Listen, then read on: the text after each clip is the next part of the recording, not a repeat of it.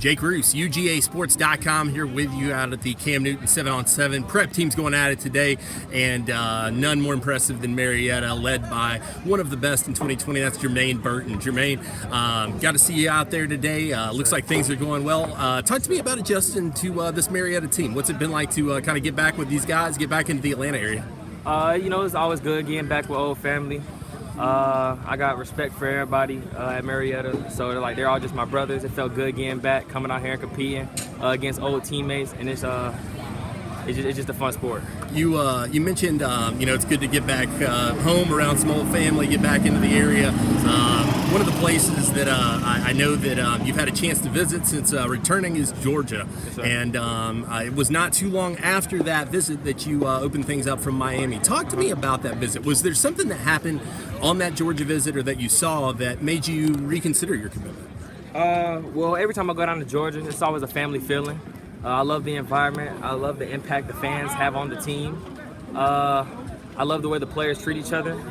It's nothing but just wanting to get better at Georgia. And I take that seriously into my recruiting process, while thinking it. And it didn't really lead up to me decommitting from Miami. It was just I wanted to make sure I was making the right decision. Sure. So that's big. I just want to make the right choice. I have a lot of them, so I just want to pick the right one. Now, obviously, within the last year, Georgia's brought on a new wide receivers coach, Cortez Hankton. Have you had a chance to get to know him a little bit? And can you tell me just your impressions of him? He's a guy that we're watching on the trail. Obviously, he's got a couple of good ones committed for 2019. Mm-hmm. What's he saying to you about this 2020 class? He's saying he wants it to be loaded, basically, and he does want me to be in that class. And I do think highly of Georgia. I did when I recently visited Georgia, I got a chance to catch up with Cortez, with Coach Hankton, and he's overall a good guy. He wants to get his players better. He really cares about his players, take them out to eat, such and such. But yeah, absolutely.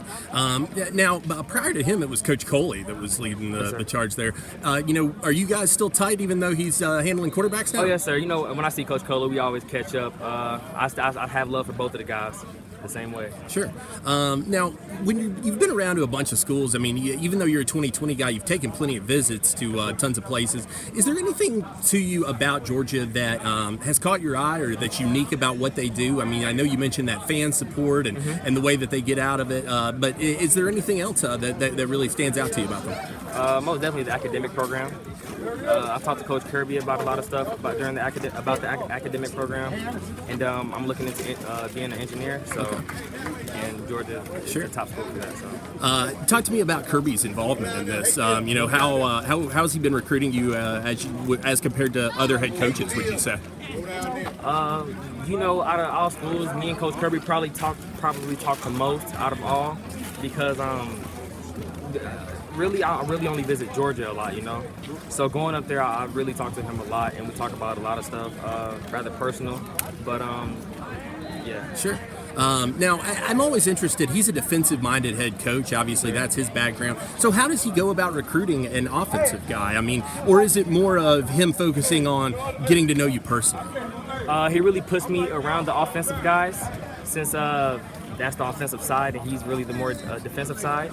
But he really puts me around the offensive guys, let me see how things work, and that's pretty much it. I just love being around the offensive guys at Georgia. Are there some guys on that team that you're already close to? I know that you played for a couple years, I guess, with William Poole and Chris Smith. Most definitely. Yeah. Have you had a chance to talk to them about their experience?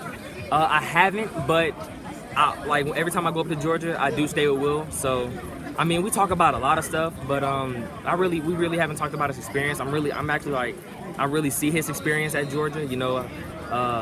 Being in the room with him, seeing what he does on a day-to-day basis. Pretty much that. Yeah, that's it.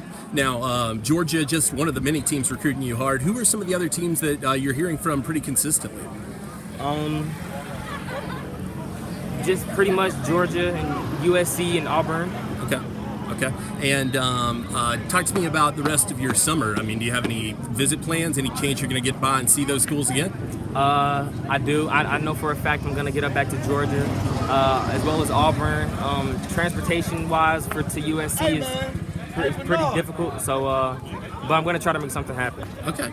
And last thing for you, Jermaine, I know that you opened things up not too long ago. Is your mind leaning back toward a commitment anytime again soon, or are you going to take your time this time and kind of make sure that you see everything you need to?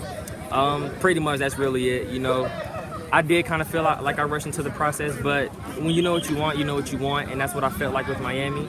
But Miami is still a top school, but I just want to really explore my other choices. So as of right now, I'm just chilling right now, just enjoying the recruitment process, and I'll come up with something soon, probably around senior year. Okay. Last thing for you, anybody leads the way? Anybody, you got a top group of schools, top number one school, anything like that? It would probably go, if I had a top schools, it would be Georgia, Miami, and USC. Okay. Awesome. Thank you very much, man. Yes, sir.